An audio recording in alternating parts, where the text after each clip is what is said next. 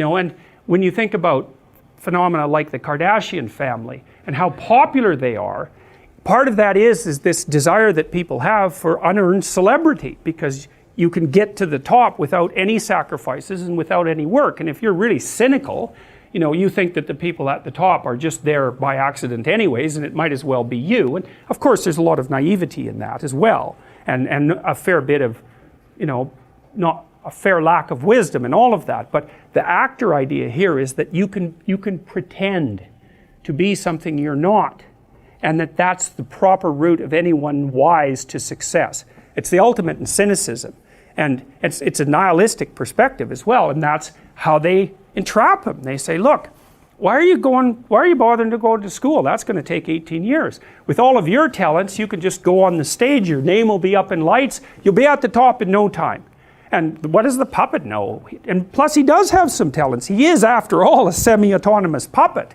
Now, he doesn't exactly know how special that makes him, but the fox can obviously see something in him. And he's good at playing that naivety off and then offering these false promises. But see, the thing is, one of the things that Carl Jung said that I thought was really interesting when he was talking about the Oedipal situation in families, I never forgot this. So the Oedipal situation, roughly speaking, is when, I'll lay out the classic story, is when a child is seriously overprotected, usually a male child by his mother. Now the reverse can be the case, and it can be a female child by the mother and all of that, but I'll just talk about the classic case to begin with. Now, what Freud observed was that there were usually not very good boundaries in families like that. And so the relationship between the husband and the wife was either strained or non-existent. And the wife would often turn to the child to be what she isn't getting from the husband. And so there's a great South Park episode about this. A wonderful South Park episode where I don't remember, that horrible little guy is that's him, yeah. And his mother brings in the dog whisperer to train him. And it's a brilliant episode. If you want to learn about the Freudian Oedipal situation, you watch that, you've got it down cold, because she brings in this expert who then she wants to have an affair with, so that's a boundary issue. And he basically separates her son from him and imposes the same discipline on him that he would impose on a bad dog. Although he also trains the dog's owners all the time, because maybe it's not the dog, maybe it's the owner. There's a horse whisperer movie too, about the original horse whisperer, that does a beautiful job of laying that out too, because he's very good at fixing problem horses and unbelievably good at diagnosing psychopathology on the part of the owner. He's got a gift for it. But anyways, what happens in the South Park episode is that the dog whisperer gets Cartman, straightened out. And he starts like dressing properly and doing his homework, and the mother is pursuing an affair with the dog whisperer, but he's professional. He keeps his distance, like he keeps boundaries around him. And then he leaves, and then the first thing that she does when he leaves is bribe Cartman basically out of doing his homework so that he can accompany her to, I don't know, a fast food restaurant or something like that.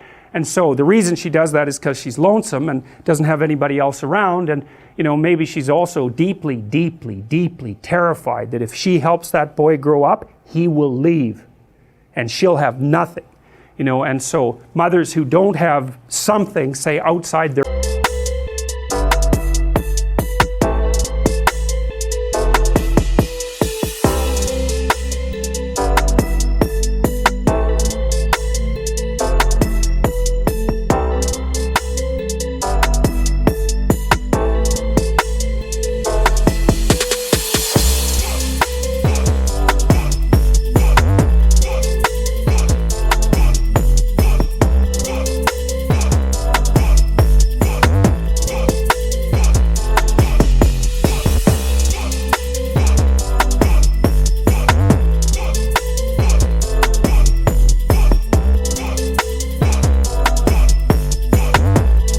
infants, not merely their children, are more likely to fall into that. And it's no wonder, you got to think that through. And lots of women most women really fall in love with their babies, And so even if they start growing into larger children, that can be threatening, because, when the infant turns into a toddler, the infant is dead.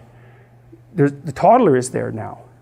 And you can radically interfere with that process. That happens all the time, all the time. That's the classic Freudian Oedipal nightmare. And that episode is brilliant. It's bloody brilliant. It just nails it. And some of you have been in my personality class and watched Crumb, the documentary Crumb.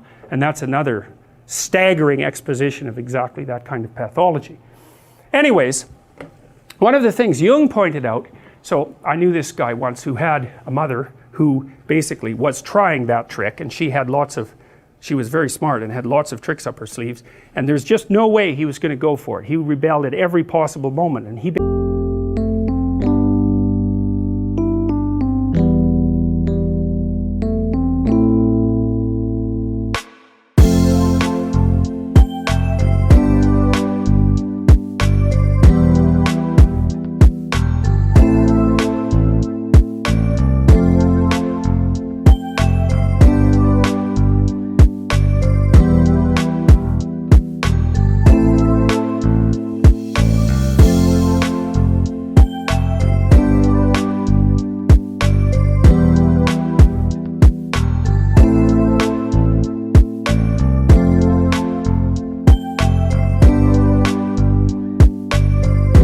basically became, I would say, somewhat hyper-masculine in response, which is an interesting lesson with regards to the hyper-masculinity that boys often develop if they're raised by single mothers, because they tend to go one of two ways.